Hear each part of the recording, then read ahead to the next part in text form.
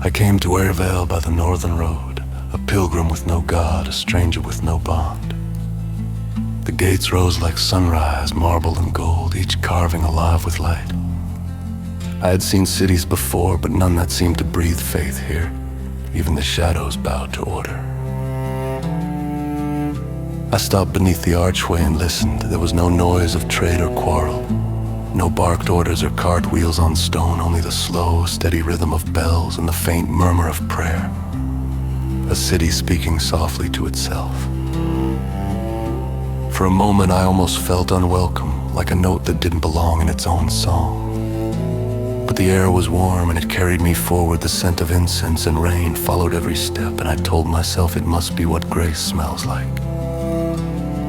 Pillars lined the streets, carved with names and vows. Some were cracked, but even their breaks were gilded. As if imperfection had been outlawed and beauty taxed, children trailed behind clerics with bright eyes and quiet mouths. They walked as though they had never known hunger or fear, and I envied them without shame. Everywhere I turned, marble saints watched from their perches, faces so serene they could not possibly be human. Angels and bonded beasts frozen mid-miracle, their eyes catching sunlight as if it were confession. The city glowed, it felt holy, it felt impossible. And I wondered, had mercy always been this clean? High above, stained glass shimmered in colors I didn't know how to name. They danced across the stone like spilled jewels. For a heartbeat I thought I saw them move, stories told in color instead of voice. A serpent shedding its skin, a wolf kneeling before a flame, a woman holding both a beast and a child, her tears turning to light before they reached the ground.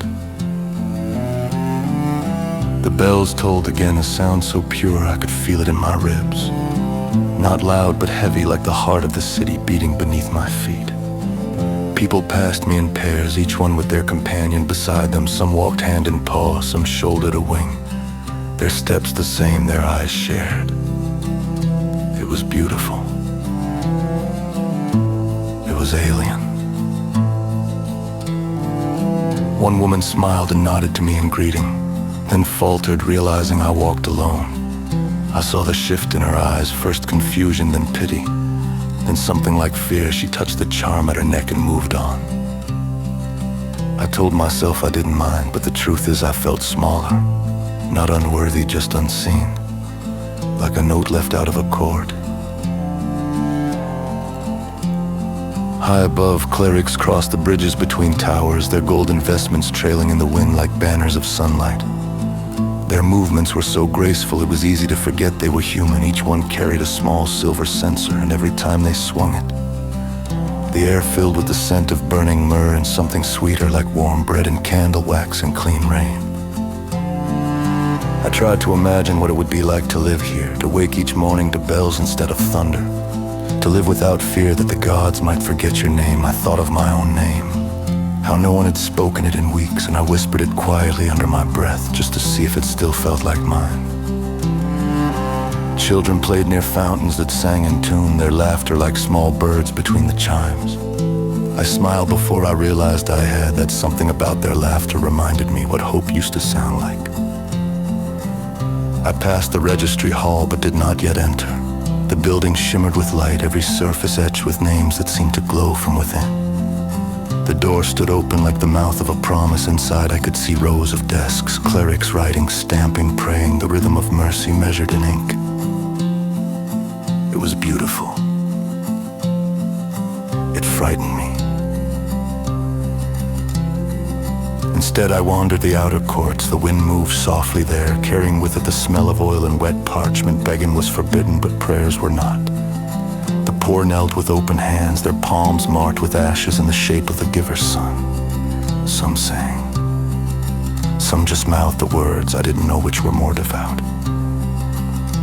When the day began to fade, the bells started again, slow, deliberate, endless. Their song rolled through the streets like water. Light spilled from every tower, gold bleeding into dusk until even the shadows looked holy. I leaned against a column and closed my eyes. I could feel the vibration through the stone, through my boots, into the quiet places of myself I didn't know were still listening.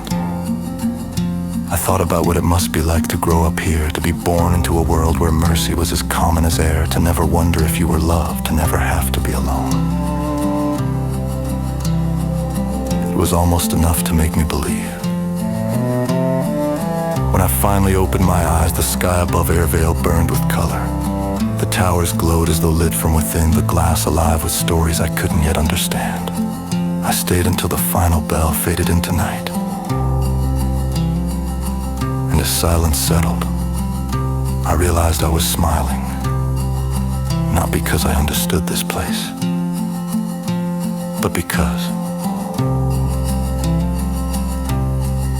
I wanted to.